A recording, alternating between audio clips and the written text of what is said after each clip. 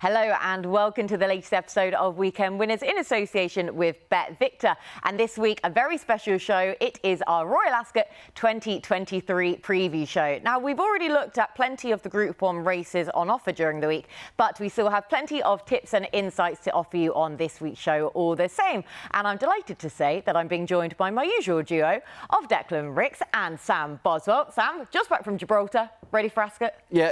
Getting the office all psyched up, ready for what is a massive, massive week. Really excited. Feel very lucky to be going there and looking forward to a very special show next week, Kate. Yes, exactly. And we will all be there, but plenty of that to be revealed later on. Declan, are you buzzing? Yes, buzzing. Been a very busy few weeks on attheraces.com getting the Royal Ascot site ready, but it's a really, really exciting time of year. Maybe even a little bit better than Cheltenham, dare I say. Oh. Yeah.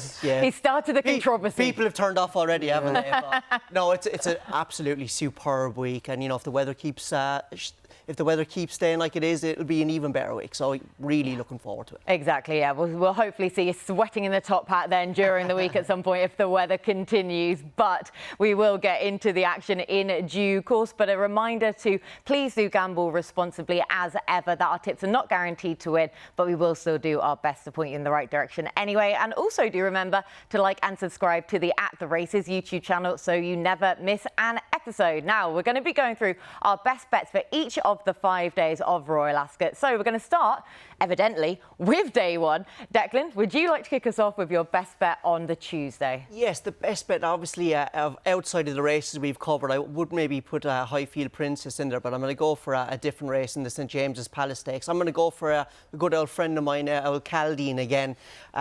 Much maligned, I think, since the 2,000 guineas has been run. I think a lot of people will want to take him off, and I think Paddington might go off favourite. But, you know, I thought that the form of the guineas was actually franked by High Royal and to a certain extent Galeron in the Irish 2,000 guineas. He's a very likeable horse, straightforward. And the other thing as well is I'm not sure the likes of Cicero's Gift and Mostashir, although they are really likeable and progressive horses, I still think they've got a good bit. They've got to improve a good bit to get to the level of the likes of Paddington and Caldine. So he's going to be probably one of the better bets for me on the day, especially if he drifts in the market. The other thing as well, I wouldn't be surprised if Frankie got a little bit of a freebie on the front end. I could see him controlling the race from the front. And Paddington, if you go back and watch the start of the Irish 2,000 guineas, he was very slowly away that day, and only for Wayne Lorden was beside him on another Ballydyle horse, I don't think he would have got an early position like he did. If he's slow away at Ascot on that round course, I don't think he'll have as many friends in that race back on British soil. So I could see Chaldean getting into a good position and hopefully getting first run in him. So yeah, going to kick off hopefully Tuesday with Highfield Princess, but then followed by Caldine. OK, they're also giving us two then. Very generous of you for day one. But I'm going to bat it back across the threshold, though, because I'm also going for the St James's Palace. But Isaac Shelby is the one who's overpriced for me in this race, where I question the form of a few of the horses in here. Clearly a wide open St James's Palace.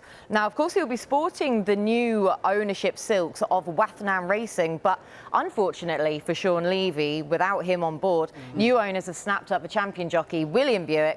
Now, I think this lad is very talented, winning what was admittedly a bit of a non-event in the end in the Greenham. But he still did it in really good style, though, really good time. Chaldean, your selection obviously did unseat early on in that. But Isaac Shelby proved himself in this clip that we're seeing now in the Pou d'Essai des Poulains, a.k.a. the French Guineas, where it was just a trappy affair. It was steadily run. He got boxed in on that rail. And I still think that form, for all that it was a surprise winner, was boosted because the winner of that went on to finish third in the Prix de Jockey Club anyway. Slightly concerned about the 2,000 guineas form. I just don't know if Chaldean was well positioned in that. Like, say, Paddington, he hasn't taken the most conventional route for a horse from this yard to get to this stage anyway. And then Cicero's Gift still has plenty enough to find on rating. So we're taking each other on then, Sam, but where are you looking? Well, Kate, day one as a bookmaker is always quite anxious because we're going to be facing some serious Frankie liabilities, I think. And Bet Victor, I can say, we'll be laying them. We might not be top price about Frankie's rides, but we'll be laying multiples. So if people want to get involved there, they can. I, however, got to wait till the 10 past 6, the last race in the day, for my first sort of real confident selection. And I'm going for Vauban in the Copper Horse, 700 days off the flat, but he's been very well advertised as his exploits over jumping this season. Arguably, he's in quite a tricky division, isn't he? I don't think he's quite going to ever be beating the likes of Constitution Hill over hurdles. But what's really interesting with this horse is the Melbourne Cup has definitely been something that's been on this horse's agenda potentially for a while. If they are serious about that, he's going to have to be going fairly close here. Ryan Moore booked to ride, excellent jockey booking. We know how effective they are when they team up together. But going back over the form, but you've got to go back a couple of years to the French runs, and a winner over 1 mile 3, winner over 1 mile 4. This little bit of a further trip should be of help. I won't be too disappointed if I see a few rain showers Sunday, maybe just to loosen that ground just a little bit. But you know, Willie Mullins' record at Ascot is impeccably impressive. For all he's better known for his jumping, 8 wins at the Royal Meeting so far, and I suspect he'll be into double figures not before long. And for all intensive purposes, this is basically another Willie in the bumper, isn't it? Effectively so. You said it. Yeah, and he could easily be the champion trainer by the end of day one. 2 hot pots on the first day for Willie Mullins. He's just rules the roost.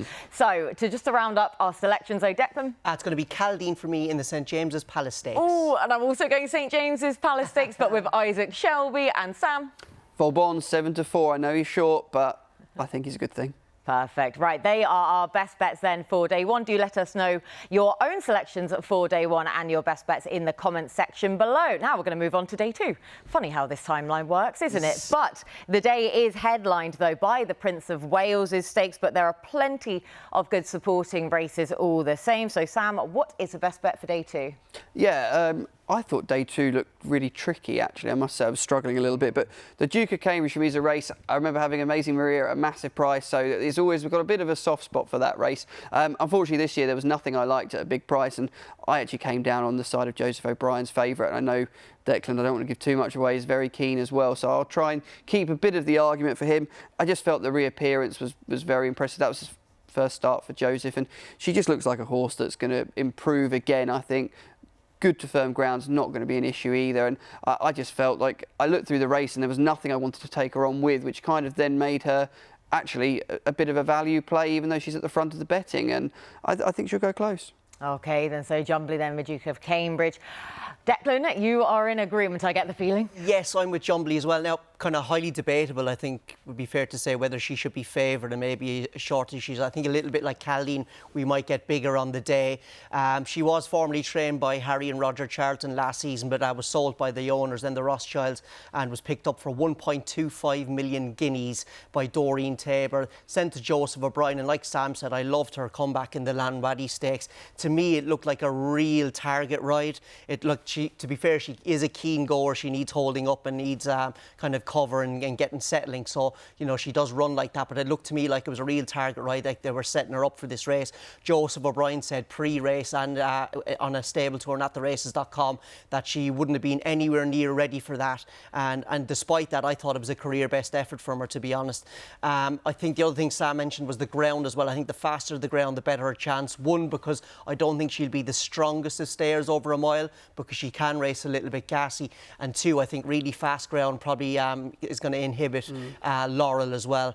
Again, don't think she should be favoured, maybe quite a short. I think we'll get bigger on the day, but I do like Jumbly on the back of that really encouraging comeback run where she was just in the wrong position in a slowly run race but finished out her race well. Very concerned the fact that you two have agreed yet again then with Jumbly. But yeah, like I say, conditions to suit her though. Now, I agree with you, Sam, in the sense that I thought that day two was very tricky to find a best bet that we hadn't already covered. So I thought, why not be an absolute glutton for punishment and go to the Royal Hunt Cup? One of the trickiest races of the entire season. And I thought, why not? Because a horse that has actually been nibbled in a fair bit in the last week has been Blue for You, because I think that the market move has been well enough founded, because the race to focus in on for this race was the Hambleton Handicap at York. That was about a month ago now, where the market clearly agrees with that to an extent, because Astro King has been very well found in the Royal Hunt Cup market. But I like the horse who finished fifth in that, and that is Blue for You, who was set a really stiff task because the reappearance came on the back of a 215-day absence, and he was being set a really big task. He was drawn really out wide and still 20 there. Got into a little bit of a traffic issues as well, had the wide trip. So to finish 5th, admittedly over a course and distance that he likes, was still very likeable the same. Eased £1 for that run. And for all that you can probably throw sort of pebbles as such at his Ascot form, because he's run twice at Ascot, hasn't performed to optimal effect, but wasn't disgraced in either of those runs anyway. I just hope that he can show better form now, translate that form to Ascot now. And David O'Mara, as we know, is just one of the best target trainers for a horse of this nature at a big handicap like this. So I thought that Blue for You, for all that his price continues to contract there, would be the best play for me in the Royal Hunt Cup. But both of you two with Jumbly for your best bets on day 2. As you can see on the graphic there, they are our best bets for day 2, the Wednesday, 21st of June at Royal Ascot. Again, do let us know your own best bets in the comment section below. Now we are on to day 3, where the feature race of the entire meeting we have coming up, that is the Gold Cup. So Declan, back to you to take the lead on a Thursday. Yes, not going to be the Gold Cup because I've already put up Coltrane in that, but at the Ribblesdale I'm going to put up a selection, but this has been an absolute nightmare race. Originally, I wanted to put up Warm Heart of Aidan O'Brien's, but Aidan kind of said maybe a few days ago that she probably wasn't going to run. Now Aidan has changed his mind, as you can go and see in attheraces.com. We've done a stable tour with Aidan. Aidan now says she's going to run. Then I wanted to put in Lumia Rock, who I thought was a brilliant anti-post bet, and I backed yesterday. But this was before the news came that John Gostin and Shadwell were going to supplement Alasifa. So it's been an absolute nightmare, to be honest. But look, I wouldn't be as keen on her now because the race is it's going to take a whole different look to her. But I think she'll run well. I think on the day, if it's a big field, you get extra places as well. I can easily see her running into the 4. Look, she kind of made steady progress as a 2-year-old. She didn't light the world on fire, but she's by Saxon Warrior, a stallion who I think's progeny will probably get better as they progress. And to be fair to her, she has taken a big step forward this year. I loved her run last time out in the Blue Wind at Naas over 10 furlongs. She just looked like a filly who was crying for a step up to 12 furlongs, which she's obviously going to get here. She didn't travel with too well that day at Naas. I think just maybe the pace of going up to 12 furlongs will suit her as well. For all, she's going to take another step up in grade. So yeah, going to be Lumia Rock for me for the Joseph O'Brien yard. But as I've just said, I'm not as keen on her as I once was. But yeah, we'll stick with her anyway. I've backed her anti-post now, so I can't do anything about it. Yeah, not to break down the 4th wall and to give viewers an insight to our WhatsApp group. Yes. But yesterday, I'd say we were fairly frying our own heads with this race. I also won't repeat the language with it, but yes, it wasn't the Ribblesdale Stakes, it was the expletive Ribblesdale. It certainly was, at least for one of us anyway, because we were discussing this race and I wasn't even going around the houses. I was going around the houses, the car park, the village green and the local convenience store with the Ribblesdale. So I just gave up in the end with it. I left it for you to side with the Ribblesdale.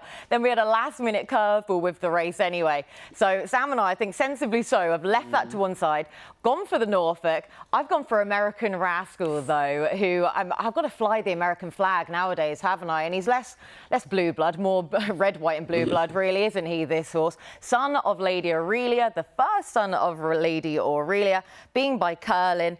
And we expect with Curlins to get better with distance and time as well, and that is terrifying because how good was he just on his sole start so far? But I don't actually think I've seen a horse move as quick as he has done in an awful long time. Lady Aurelia, of course, the super impressive King's Stand winner of a few years ago. Wesley Ward's sending this lad across here. Yes, he's only got the 1 start. We have plenty of unknowns about him, but Wes at Ascot with a superstar bred horse, then I'm hoping that American Rascal can just blitz the inexperienced rivals that will be facing him and will just be able to blast from the front. So American Rascal for me, but Sam?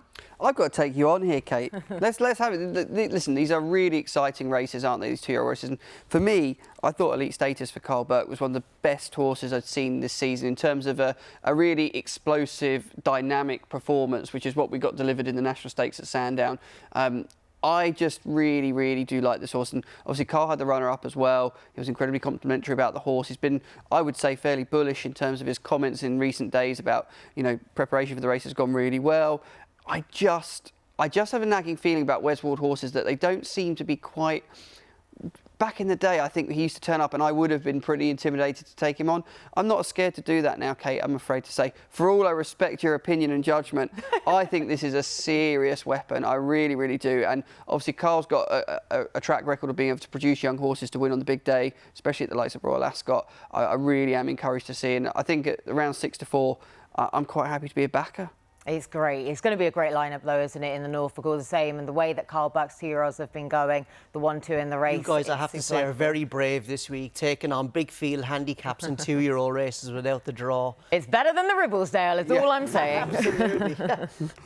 But they are our best bets, as you can see, for day 3. American Rascal for me in the Norfolk, Sam going for elite status in the same race, and Declan Rick's a glutton for punishment, going to the Ribblesdale with Lumiere Rock. 12-1, though, a feasible price all the same. Again, do let us know your own best bets for day 3 in the comments section below. Now we're on to day 4, which is headlined by 2 Group 1s, the Coronation and the Commonwealth Cup. So, Sam, are either of those big races the ones that you've landed on? Yeah, they are. And I'm going back to a weekend winner's favourite in Little Big Bear.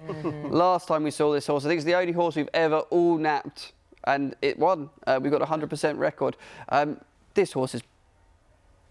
Yeah, no, he is super impressive, isn't he? And I feel like we should get like a little mascot here of a little teddy bear or something like that, because he's done us a few turns, hasn't he, so far on this show. So, and I'm in total agreement with you as well. What I would say is I appreciate he did get sort of the favourable side of things at Haydock in terms of where he was, in terms of what happened that day in the ground. But you know, Frankie was basically easing down at the line. It was if you could have scripted a way for a horse to bounce back after what happened in the Guineas, that literally would be what you'd have written. You know, it wasn't actually that hard a race. He arrives here. I do think this is his best kind of angle of what I'd play him as. I do think he's one of those horses that's going to be better over those slightly shorter distances. And just for viewers as well, if you're ever attacked by a bear, if you're attacked by a brown bear, you play dead, and if you're attacked by a black bear, you fight back. Just in case it ever comes up in your life, just thought I'd mention that. Thank you for the help. Like, this Little Big Bear is so good, I think he's of the brown bear calibre, so I think the rest of the field have got no chance. They should just lie down. What if we get attacked by a Ballydoyle colt? What do you do in that instance? Oh, you just let them attack you. They're far too well behaved. Yeah, let's be honest. Yeah. Just sacrifice yourself, right? I'm also with Little Big Bear, though. Like I say, I think that he's going to be a horse that people will try and take on because he got the Golden Highway then at Haydock. But you think about his overall form, the only anomaly in that was his Guineas run. So you can say, yes, well, he was flattered last time out, but the only time that he's really disappointed was in the Guineas, got struck into, finished lame. You look back to his 2-year-old form, well, that further bolsters what he showed last time out. So I just think he's a superior talent. We're both in agreement. My only kind of word of warning would be you could get a hard luck story, big field potentially. Like, you know, we don't know the draw biases at the moment or anything like that. But, you know, people might be going, oh, 13-8 is not much of a price. I appreciate that. But for me, I just went through that card and thought he just was head and shoulders on that day my best bet. Yeah, right. Bear knowledge to one side. Who are you tipping up? The next one, I'm going to go for the King Edward VII Stakes on Friday. A horse called Castleway, trained by Charlie Appleby and owned by Good Dolphin. This guy is by Almanzor and he's out of Beach Frolic, which makes him a half-brother to the brilliant Palace Pier. He's got the pedigree, he's got the size, and I loved this day what he did at Newmarket in the Newmarket Stakes. Actually, it was a listed race. Really strange kind of betting heat. He was a big drifter all day and he continued to drift on the track, and I was really worried about that, but he bellied those he belied. Sorry, I was thinking of my own belly there. I do apologise. He belied those late market drift, and he absolutely bolts up. Now, I think tactically he was in a better position than lots of horses in that race because it wasn't run at an overly strong gallop. But going to 2 out, William Buick was still sitting on him, still very confident. And when William did eventually get after him, he kind of picked up and lengthened away, and he hit the line really well. Straight after that race, Charlie Appleby said he's going to aim him for what we know what's called as the Ascot Derby. And it's interesting, Charlie said he was among his kind of Derby horses at the start of the season in terms of class and whatnot. but because he was beaten at Epsom last year when Adam Kirby rode him, Adam said he didn't handle the track, so they swerved all of that. Kind of maybe as well he hasn't run since that just as well, because the Appleby went through a little bit of a down spell, you know, not massively down, but, you know, not as kind of thriving as they can be. So I just really like him. He's got good tactical pace. I think I can see him getting into a good early position and maybe not bossing the race, but I think he'll be in a better tactical position than most. And the step up and trip looks like it could eke out further improvement again. Oh, interesting one then. Castleway in the King Edward, the 7th stakes, but they are our best bets then for day 4. Sam and I both in agreement with Little Big Bear, who's now sponsors the show in the Commonwealth Cup. Castleway at 6-1 it is in the King Edward, the 7th stakes. For Declan, again, do let us know your own best bets for day 4. Now we are on to the 5th and final day of Royal Ascot. So Declan, aiming to send us out on a winner or the Get Out Stakes? Hopefully, yeah. I'm hoping we won't be struggling for winners by the time Saturday comes, because we do. A long week. We are in trouble. Yes, I've got to say, I wanted to put up a horse in the Jersey Stakes, even though we haven't got the entries yet. The Jersey Stakes is probably one of my favourite races of the whole year. I don't know why, but I love 7 furlong contests. So I wanted to put up a horse in it, and it's going to be a horse trained by Dermot Weld at Tarawa, who I hope they're going to enter. Now, I think in terms of stats and trends in this kind of race, you want to pick out horses who have run in a Guineas, and she ran in the Irish 1000 Guineas, but I thought she was very, very unlucky. She jumped well, she got into a good early position and was travelling strongly under Billy Lee, but she just seemed to lose her good early pitch kind of midway, and then she had to wait for a run for an age then in the straight before flashing home. But it was a really tactical race that day, you know, kind of the way she lost her position, I think was like a big dent to her chances. But I liked how she picked up and she ran on. I think a strongly run 7 as opposed to kind of a tactical run mile will suit her even better. Fillies have done really well in the race. I think there's been 2 fillies winners of the last 12 years, and Dermot Weld actually won this race with Mustajib not too long ago as well. So I do like her. We don't know what price we're going to get, but there's a lot of horses running in the St James's Palace Stakes that I think should be running in the Jersey Stakes. So I'm hoping it won't be that much of it won't be a really stiff race for her, and I think she'll go well. I think the race will suit her nicely. Yeah, like I say, in the Jersey then for Tarawa for Declan. Sam? Are you ready for a bold statement, Kate? Oh, so ready. Let's take a favourite on, shall we? Let's put my bookmaking hat back on and try and get a favourite beat. I think Hookham is going to bounce to the moon in the Hardwick. Yeah. I'm not dismissing how impressive he was at Sandown. Obviously, Desert Crown was a very good yardstick to get the better of that day, no matter what you think about the rides. Hookham was an impressive winner. I just can't have him backing that up in the same style here when I think there's an absolutely cracking bet. And I think this horse will go off. Possibly, I can see Hookham drifting, and this horse, my selection, Free Wind, going off favourite with Frankie and the Gosden team after they've had a fantastic week. She's just a really interesting horse. By Galileo, very, very impressive when supplemented at York last time out. And you go back through the form book, this is kind of the level that she's excelled at. Rab Hablin back in the past was saying, you know, he felt she was Group 1 worthy. I just think she's an absolutely cracking price at 3-1. I've got no concerns about the performance. You know, the team are in good form as well coming into this. And I think Hookham, I want to take Hookham on, and this was where I sort of came down thinking the market will shift and she'll go off favourite. Oh, these are the kind of statements we like, though. You know what, Kate? I'll wear that god-awful cream jacket that I got absolute stick for on the first show after Royal Ascot if Hookham wins. Oh, well, well, this is just teeing everything up now. I cannot wait for the Saturday, even more so now for Royal Ascot, to see how this is going to fare. I also like the cream blazer for what it's worth anyway, but we haven't seen it since. We might get to see it again for all we know. Now, my own best bet, though. Again, I just can't help myself but look at really tricky handicaps. I'm going to the Wokingham, where I'm siding with Lethal Levi here. Another race where I was left scratching my head to somewhat, because I ran the trends against this race, and the horse that came out on top was Montasib, but he's highly likely to stick to 7 furlongs and to run in the Buckingham Palace again. So to save on a horse who probably isn't going to run, I have to keep a horse on side that is probably going to run in the race. That's Lethal Levi, a horse who I have history with. He let me and plenty of people down at Goodwood last year in the Stewards Cup when he was so well in. He absolutely blew it. So at some point, I need to start making some inroads back into that loss, and hopefully that will come then again here with Lethal Levi in the Wokingham. And he took a really big step forwards from his reappearance start, which was below form, but I can forgive that anyway, because he finished a closing second last time out to Bielsa at York. He must contend with a £4 higher mark here, but it still sees him well enough treated if he just replicates that form from last time out. And a good handicap looks well within his reach, so hopefully that is a Wokingham. So Lethal Levi for me in the Wokingham deck. Tarawa for me in the Jersey Stakes, please. And Sam. Free win to save me from another fashion disaster. Oh, I cannot wait then. Yeah, come on, free win, just to I think if whatever I bet in that race, if that's out of the back of the telly, I think I'm going to be shouting for Hookham. Exactly, all day long. Yeah. Right, they are our best bets for the 5 days. So we're going to head over to the Sky Pad now, where we're going to get a roundup for the overall best bets at Royal Ascot from the lads. Now it's time to reveal our best bets for Royal Ascot. So as usual, our nap, our next best and our long shot, but across 5 days of the Royal meeting. So Declan, you're up first. Yes, we've actually discussed all three horses either today or in previous shows, but the nap for me is going to be Highfield Princess in the King's Stand on the opening day. As I said at the time when we covered this race, I think the sprinting division in the UK is really poor.